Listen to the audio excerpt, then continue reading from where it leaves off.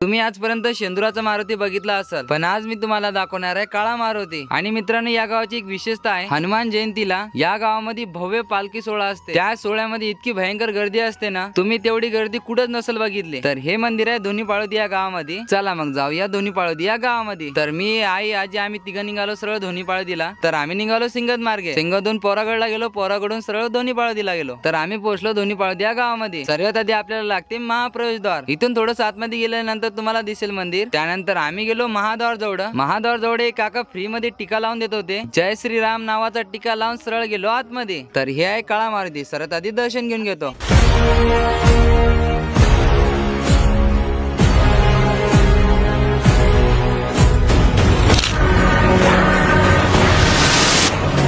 इथे आमली बारसला गाड्या ओढतात। बारस पासून 7 दिवसाचा सप्ताह असते गावामध्ये आणि हनुमान जयंतीला सप्त्याची समाप्ती असते आणि शेवटच्या दिवशी गावामध्ये भव्य पालखी सोहळा असते। चला मग आता पालखी बघूया। सर्वात आधी पालखीमध्ये जाऊन हनुमानजीचे दर्शन घेतले। त्या पालखीमध्ये एक छोटूसा मुलगा हनुमान बनला होता आणि या पालखीमध्ये हरिपाठ मंडळ, भजनी मंडळ, त्यासोबत बंजारी लेंगी मंडळ पण होतं आणि पालखीत राडा करण्यासाठी आला मानोराचा राठोड डीजे।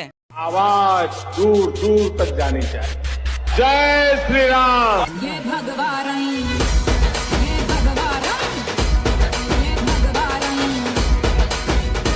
मग दर्शन घेण्यासाठी व्हिडिओ आवडला असेल तर मग फॉलो बी करून घ्या।